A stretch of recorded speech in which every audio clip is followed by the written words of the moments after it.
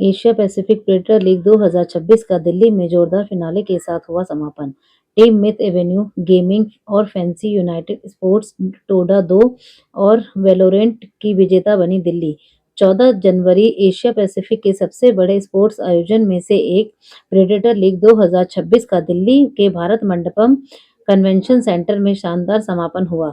2 दिन तक चले इस उत्सव में 14 अलग-अलग क्षेत्रों के टॉप स्पोर्ट्स टीमों ने हिस्सा लिया और उसके बीच कड़ा मुकाबला देखने को मिला। खेल के साथ-साथ यहाँ लाइव एंटरटेनमेंट और आधुनिक गेमिंग का अनुभव भी शानदार रहा।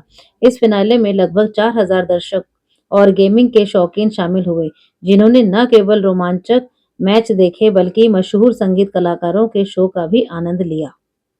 एजुकेशन की बात करें तो वो बच्चे जो आज गेम की तरफ बहुत तेजी से बढ़ते नजर आ रहे हैं, तो कैसे देखते हैं ये सब जो है गेमिंग के जरिए उनको कैसे एजुकेट करने की किस तरह की पहल है और जो इवेंट है वो कैसे किस तरफ मोड़ रहा है आज?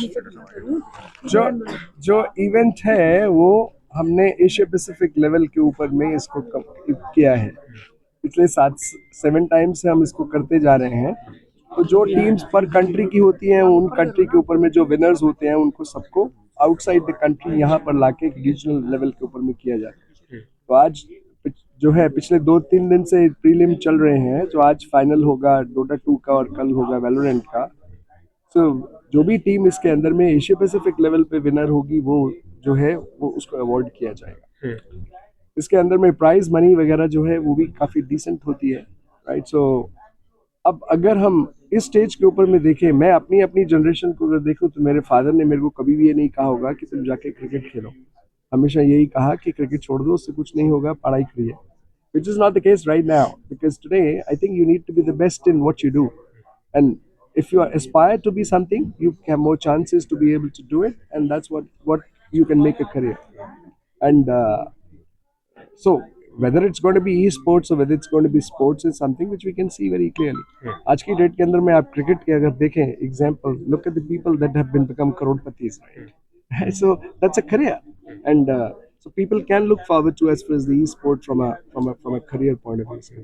इंडिया से कितने प्लेयर्स जो है पार्टिसिपेट कर रहे हैं And इस टाइम में इंडिया से 4 टीम है जो पार्टिसिपेट, एक हर टीम में 5-6 लोग होते हैं, एंड तो रफली अबाउट 30 लोग हैं जो कि उसके अंदर में कर रहे हैं। बट अनफॉर्चुनेटली प्रीलिम्स के अंदर में कल जो खत्म हुआ है उसमें सारी की सारी इंडियन टीम्स लूज कर गई। तो मतलब so, फाइनल्स के अंदर में इनमें कोई भी इंडियन टीम नहीं है। जो डिसेंट प्राइस की बात आपने की थी वो क्या हो सकता है, अगर चूंकि इंडिया तो लूज कर चुका है? अब नहीं, वो तो हम रफली जो है $500,000 जो है उसका प्राइज मनी होता है। इल भी जब प्राइज जब वो मिलेगा उसके अंदर में चेक वैल्यू और वो सब चीजें जो है वो तो सब बताई जाती है। सर लास्ट क्वेश्चन कि इंडिया जो है लूज कर चुका है, नेक्स्ट टाइम जो है वो एंट्री करके प्राइज विनर हो, इसके लिए आप लोग क्या करेंगे नेक्स्ट? अब देखिए हमारा इसके ऊपर में सिर्फ मैं किसी भी एसर या मैं पर्सनली किसी भी टीम को ओन नहीं करता। ये टीम्स जो हैं these are owned by different set of people, and उनका कितना प्रैक्टिस करना है, उनको कितना बढ़िया खेलना है और compete करना है when it comes to Asia Pacific level of competition, वो उन्हीं टीम्स को देखना है। सो एसर उसके अंदर में पर से कुछ भी रोल नहीं कर सकता। क्या वीकनेस रही सर, एक सवाल और पैदा हुआ, क्या वीकनेस रही होगी जिसकी वजह से इंडिया लूज कर गई? I think it's a question of how well to what state, what level that you are supposed to be playing. I think it's basically that. As the time progresses, हमारे यहाँ जो teams होंगी उनको और ज़्यादा आपस में compete करने का, because इंडिया में हम compete कर रहे हैं। अगर इंडिया कल की डेट के अंदर में और जो ज़्यादा अच्छे नेशंस हैं जहाँ पर काफ़ी आगे लोग बढ़ चुके हैं उनके साथ compete करेंगे, I am more than certain they will learn and they will do better. So ये जो फोरम्स हैं इसके अंदर में डेफिनेटली हेल्प होती है। Thank you.